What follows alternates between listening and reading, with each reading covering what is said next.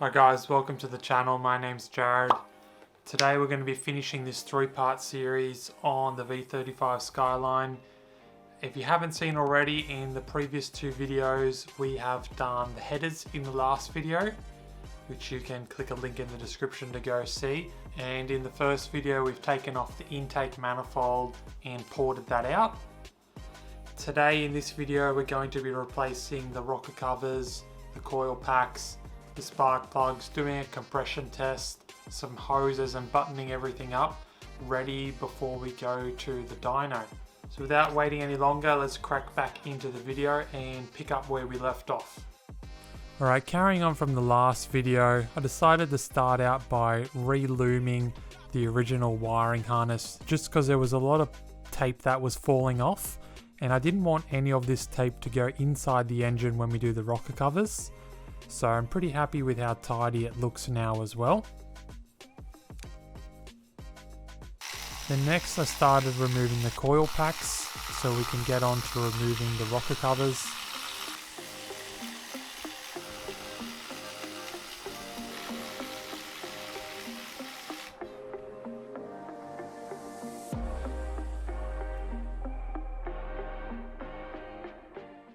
This one at the back ended up being quite oily.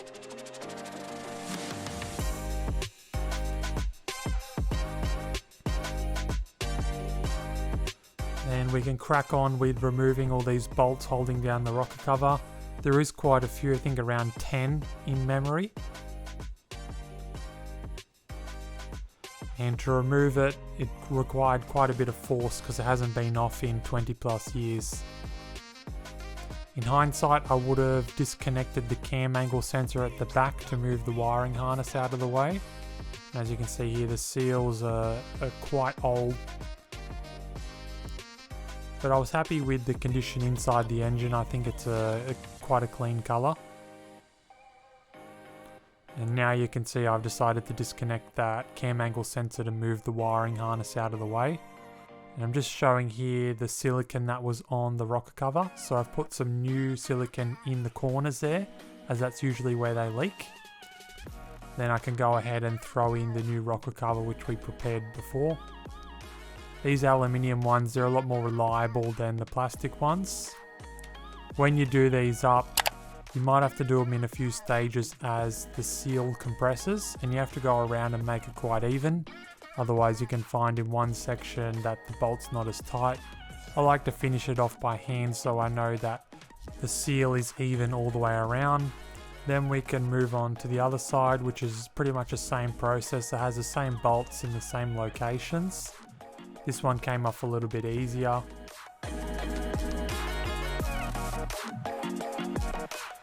Same story here, the engine looks pretty tidy as well. Then I put the silicone in the same corners at the front there and moved on to reinstalling the new cover.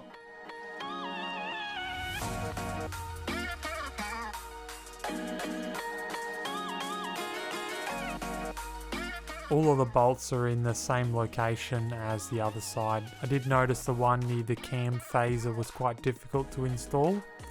Then I moved on to putting the lower plenum back on that we've freshly ported, and also the plenum spacer which I'm resealing. I kind of regret using the blue. The blue silicone came in the kit originally, but I don't like the colour on the engine. I like to put silicone on these spacers as it holds them in place and they're not going to fall out when we bolt it down. And we can move on to doing up all of these bolts that hold down the plenum.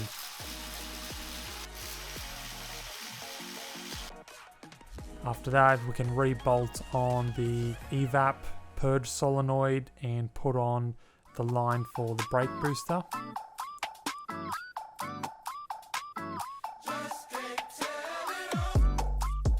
Then we can reattach the bracket for the loom, and then I moved on to removing the old spark plugs.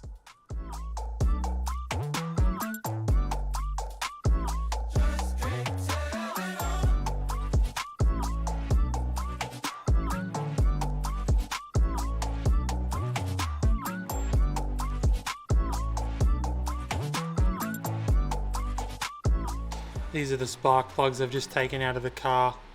You can see one of them has these burn marks around the porcelain, and these three came out on the driver's side and there was a bit of oil in the tube. On this side, only one of the cylinders had oil in the tube, but when I'm looking at the porcelain, it looks like it's running quite well. The air fuel mixture is pretty good, which we confirmed on our gauges. So sometimes when you get oil in the spark plug tube, it can cause a misfire because the coil pack has a bit of resistance, or the oil gets between the spark plug and the coil pack in the tube. Even though your rocker cover might not be leaking on the outside, it may be leaking down into the oil tube. So that may be a reason why you need to replace it. Before I put the new spark plugs in, I just want to do a compression test on this engine to make sure it's healthy before we take it to the dyno for a tune, because there's no point tuning an engine that's hurt or that's damaged.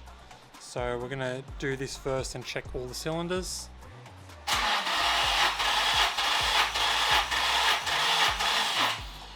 We've got about 165 on that first cylinder.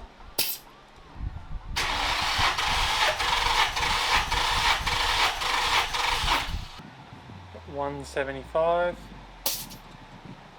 Nearly 185. That one had a bit of oil in the spark plug tube when I took it out, so could be raising the compression slightly there. There you can see that. 175 on the dot. 175 again, and nearly 180 on the last one. Might just do the first one more time, just to make sure. And 175. I'm not sure off the top of my head what the compression ratio is going to be, so we're going to refer to our eManuals Online manual to check the specified compression of this engine. But from the looks of it, it looks like 175 psi across the board on all cylinders, very even, so I think I'm happy with that. It's not the 240 psi that the Civic has, but that's a high compression engine. This is not nearly as high compression, and this engine has a lot more kilometers on it than that one too. Next we're going to install these NGK Iridium spark plugs. I do recommend these if you've got the money, because they will last the longest. I think they even recommend they can last up to 90,000 kilometers or every major service. You don't have to change them in between like copper brass plugs. Next then we're going to throw in these coil packs. Only buy Hitachi ones, don't buy the cheaper ones unless you're prepared to replace them after 10, 20, 30,000 Ks. My ones were still the original ones, still working after 210,000 kilometers. So I think that's a testament to the OEM quality. So I've just got this vacuum bleeder hooked up to the cooling system now that all of the hoses are back together. And I've just had it sitting here for 5 minutes and it hasn't dropped any pressure. So with this I'm just going to insert this into my jug which I've mixed up with coolant, and we're going to try to fill the system.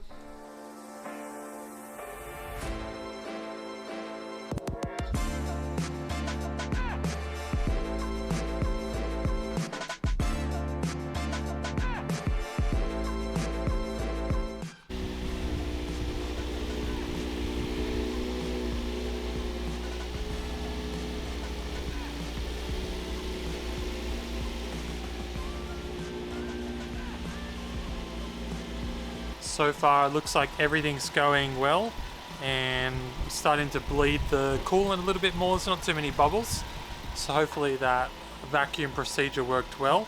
You want to go inside the car and turn your heater on as well to bleed the heater core inside of the cabin. And then apart from that, we're just checking for leaks on the headers and oil leaks or anything from the valve cover, coolant leaks, to make sure everything's alright. And we want to see that the fans kick on once it comes at the temperature.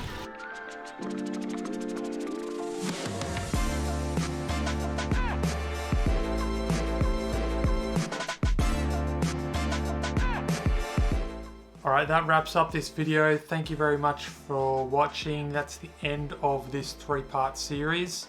I do have a couple little mods for the next few episodes. If you've already seen, we've got a lightweight crank pulley to install, and also we're going to do the idler delete on this engine, which will be the last two kind of power mods before we get the tune done. If you like this video, give it a thumbs up. If you've got any questions, leave a comment down below. If not, I'll see you for the next video. Cheers, thanks for watching.